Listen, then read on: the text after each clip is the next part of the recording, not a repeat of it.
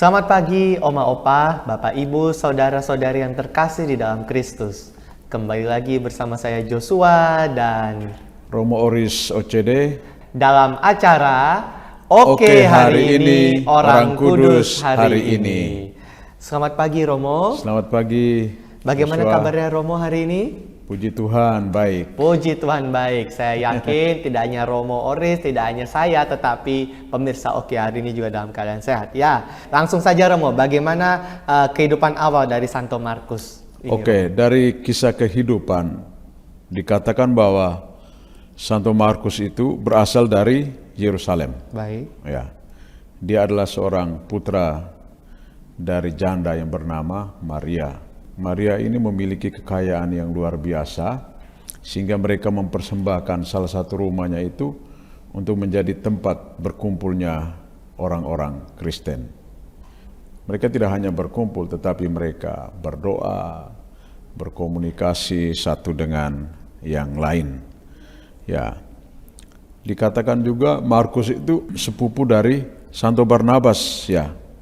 Dan ia ditobatkan oleh Petrus. Ya. Markus menemani perjalanan Paulus dan Barnabas. Ada dua perjalanan. Pertama, perjalanan ke Antioquia.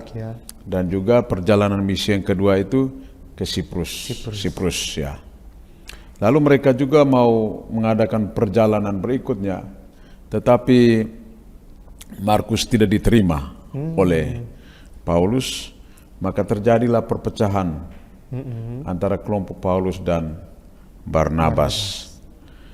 Meskipun demikian, Paulus pergi ke Asia Kecil dengan misi tertentu, demikian juga Barnabas dan Markus itu pergi ke Siprus untuk menjalankan misi pewartaan. Lalu setelah perjalanan selanjutnya, kita akan melihat bagaimana Markus dan Injil yang ditulisnya. Baik. Jadi itu di dalam Injil itu dikisahkan bahwa ketika Yesus ditangkap dan digiring ke hadapan Mahkamah Agung, itu terdapat seorang pemuda yang mengikutinya dari belakang. Para serdadu mencoba untuk menangkapnya, tetapi pemuda itu menghilang, artinya melarikan diri. Ya. Dari kisah itu diyakini bahwa pemuda yang mengikuti Yesus dari belakang itu adalah Markus. Baik. Nah, karena apa? Kisah ini hanya terdapat di dalam Injil Markus. Ya. Dan Markus menulis Injilnya itu singkat. Singkat tetapi memiliki makna yang begitu mendalam juga. Jadi dia menulis hanya 16 bab dengan skema yang sangat sederhana. Jadi mulai dari pemberitaan tentang Yohanes Pembaptis, lalu pelayanan Yesus di Galilea, perjalanannya ke Yerusalem dan memasuki kota, kemudian sengsara, wafat dan kebangkitannya. Dan puncak dari pewartaan Injil Markus itu adalah ketika seorang perwira Romawi kafir itu mengakui sungguh orang ini adalah anak Allah.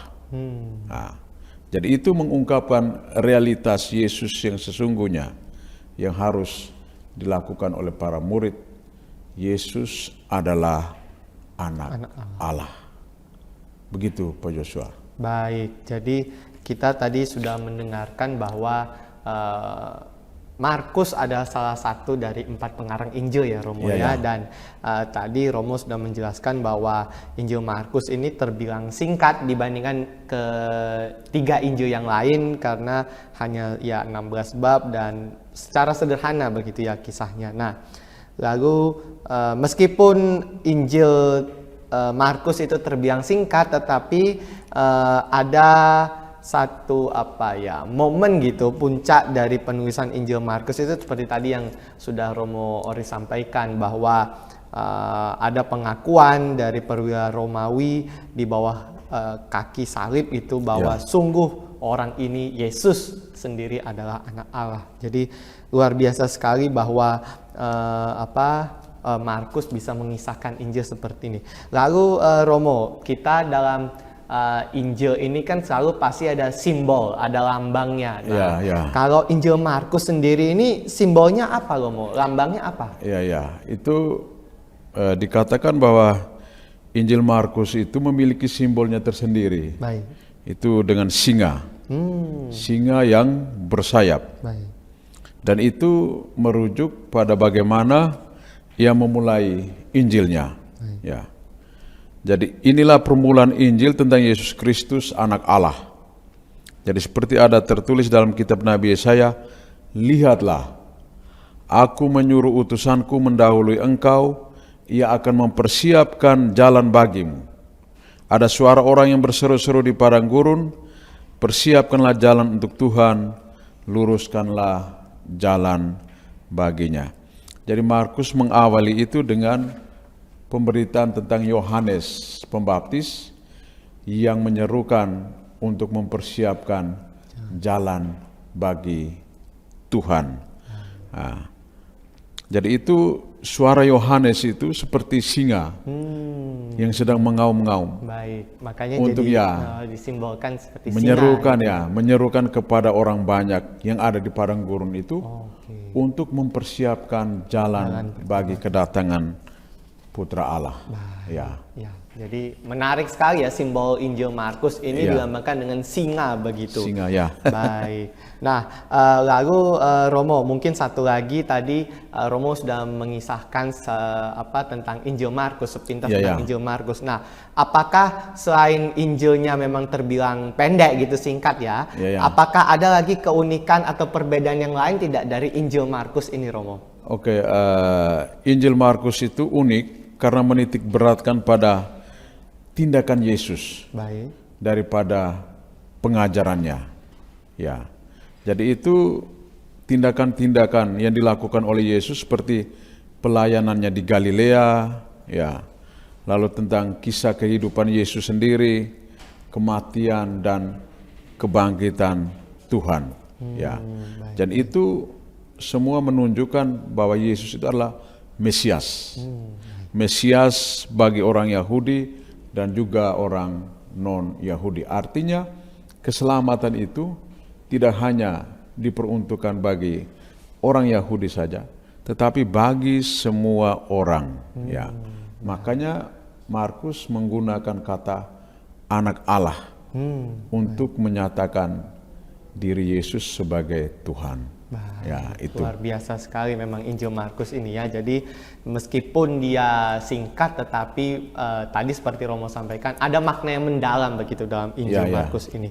Baik Romo, terakhir bagaimana setelah Markus ini berkarya menjalankan misi menulis Injil, lalu bagaimana akhir dari hidup Santo Markus ini, Romo? Ya, akhir dari kisah hidup Santo Markus ini itu dikatakan bahwa setelah Paulus dan Petrus dibunuh oleh Kaisar Nero, jadi Santo Markus itu berangkat ke Mesir, dan di sana dia disebut oleh Hieronymus itu sebagai bapa para pertapa di gurun pasir. Ya, kemudian ia menjadi uskup di Alexandria dan dianggap sebagai pendiri gereja Alexandria. Lalu ia juga mengalami kemartiran, kemartiran. Baik, jadi memang kenapa kita memperingati pesta atau hari Santo Markus ini dengan warna merah begitu ya, Romo, karena Markus itu seorang martir begitu baik, mengalami kemartiran juga. Baik, jadi kalau kita lihat bahwa ternyata pada akhir hidupnya Santo Markus pun beliau ini menjadi pemimpin gereja di sana dan bahkan dihormati di sana. Nah, bahkan tadi Romo sudah menyampaikan bahwa Santo Markus ini akhir hidupnya beliau mengalami kemartiran begitu. Baik. Ya, luar biasa sekali Romo Oris, terima kasih banyak sudah membagikan kisah tentang Santo Markus, penulis Injil yang tentu kita tidak asing ya, pemirsa Oke, hari ini kita telah mendengarkan kisah dari Santo Markus. Baik, sekali lagi terima kasih Romo Oris, terima kasih kepada kita semua, dan sebelum kita mengakhiri acara kita, mari kita berdoa bersama-sama. Dalam nama Bapa dan Putra dan Roh Kudus. Amin. Santo Markus, doakanlah kami, kemuliaan kepada Bapa dan Putra dan Roh Kudus, seperti pada permulaan, sekarang, selalu, dan sepanjang segala abad. Amin. Dalam nama Bapa, Putra, dan Roh Kudus. Amin. Terima kasih Oma Opa, Bapak Ibu, Saudara-saudari atas kebersamaan kita pada hari ini. Dan sampai jumpa di acara Oke hari ini, Orang Kudus hari ini berikutnya. Oke hari ini, oke hari